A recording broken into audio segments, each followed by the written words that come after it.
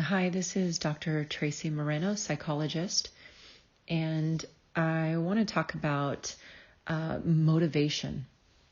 A lack of motivation is one of the most debilitating problems we can experience. And it happens, unfortunately, when we're going through sadness and grief or anxiety. So it's important that we make a plan to be able to overcome this lack of motivation, because it can greatly impair our lives from, maybe it could be minor, like just procrastinating and doing things last minute, but maybe you still get it done, but it causes a lot of stress. Or maybe you have to cancel or change around your schedule at the last minute, which means now you become a little unreliable, maybe a little irresponsible, things like that. It could cause problems with relationships because now you have to maybe cancel an outing with friends and finish whatever it is that you have to finish. Or it can be so severe where we don't even have the motivation to get out of bed and shower. So it's important that we make what we call a behavioral action plan.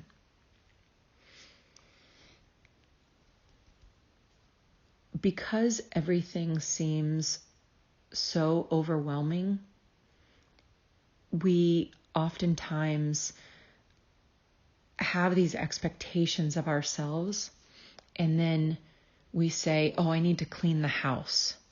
Well, that's a big feat, even when we're generally healthy. But now when we have stress, anxiety, depression, sadness, whatever it is on top of us, cleaning the house is way too big of a project. And so what normally ends up happening is we become kind of emotionally paralyzed. We end up doing nothing at all. So it's really important that we break things down to very minute, the smallest baby steps that you can. And get rid of any judgment you have. Like if you used to be able to, clean the house and keep it maintained and do everything and cook and, take care of the kids and go to work and whatever it might be. But remember that when we have emotional stress, we cannot expect ourselves to be as motivated or productive as we normally are. So when it becomes more difficult, instead of judging yourself, have a little compassion for yourself and start to work with yourself. So in creating a behavioral action plan, if we're going to take the clean the house, for example. Now, I don't know where each of us are going to start at a different step. Because like I said, it's either maybe it's just common procrastination, or it's we can't even get ourselves up to shower. So you'll have to figure out where you are on this starting line. But let's say you can't get up to shower. Then that's going to be a process of maybe you get up and do something small to take care of yourself, like brush your hair or some hygiene things, deodorant, brushing your teeth. Not all in one day. Each of these would be done possibly even in different days until you could actually work towards getting in the shower. And maybe it's you just in the shower. Maybe you're just standing there in the shower and you're not even using soap and shampoo or doing anything. You're just standing there and getting wet. You come out of the shower. Hey, you know what? When you're depressed, that's progress. And then maybe the next day you go in and you stand in the water and you might feel like using some soap. Okay. Next day, now you're in the shower, using soap and shampoo. Maybe you'll actually get to shave your legs one day. And then you'll gradually move forward in that way. So you could break it down to really small baby steps like that. Or let's say if we're doing the clean the house example, you can say, I'm just going to focus on the kitchen. If that seems too overwhelming, then maybe you just say, I'm just going to put the dishes in the dishwasher. Or I'm just going to clean the dishes that are in the sink. It might be, you know what, I'm just going to wipe off the counters, or I'm just going to take the garbage out today. But every day, make a small goal for yourself and write it out. This is a really important part. When we write it out and make a goal, it solidifies it, right? It makes it more tangible for us, and we're more likely to meet it.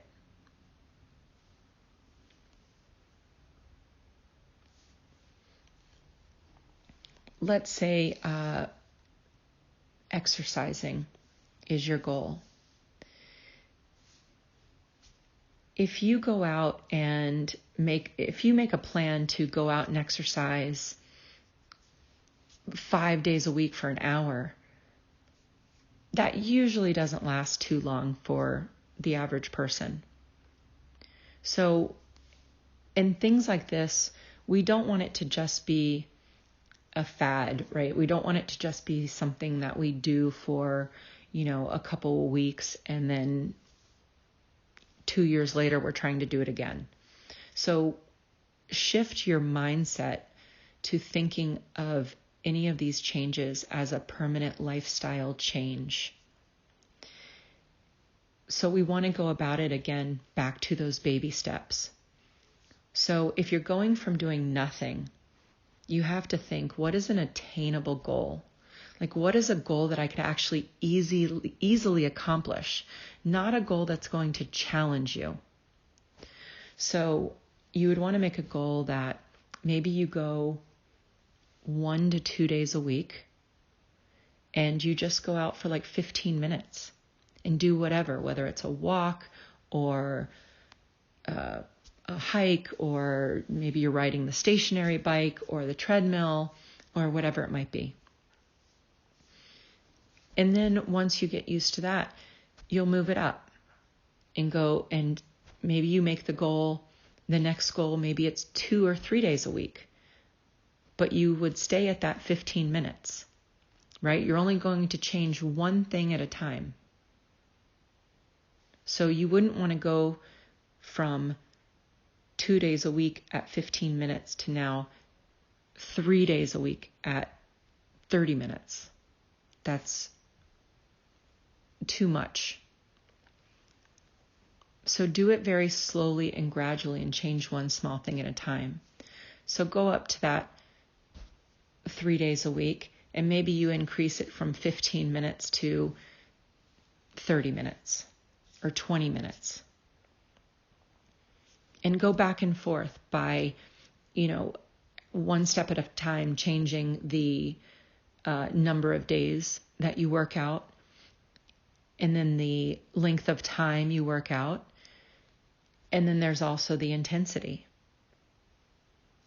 And you're going to slowly build on all three of those things. Another common example that people want to do is maybe eat a little healthier, or it's to lose weight. And I always say, never make your goal to lose weight. Instead, make your goal to feel good about yourself and live a healthy lifestyle. Saying our goal is going to lose weight is usually a mind trap for us, and we end up sabotaging ourselves. So changing our mindset in ways like that usually is very helpful. So with this, I always, again, you don't want to go in and say, I'm just going to eat chicken and rice and vegetables until I lose 10 pounds. Well, sure, you can lose that 10 pounds. You're probably not going to be a pleasant person to be around during that time. And what's going to happen to your weight after you stop and go back to eating the way you did before? You're most likely going to gain that back much quicker than you lost it. And then what that leads to is what we call yo-yo dieting, which ends up just slowing down your metabolism even more. So you don't want to get into that trap either. Again, we're looking for baby steps to build upon permanent lifestyle changes. And the smallest thing can make a big difference. So let's say you drink soda. Let's say you drink soda every day. You don't want to say, I'm going to cut out soda. Again, too much. Go back to baby steps. So what you would want to do is cut down on soda instead of drinking it 7 days a week. Maybe you allow yourself to drink it 5 days a week. You don't want your mind to feel like it's being restricted, because it's our human nature to want what we can't have, right? So as soon as we say we're going on a diet, we need to lose weight, now you may have never liked chocolate in your life, but now all you want to eat is chocolate.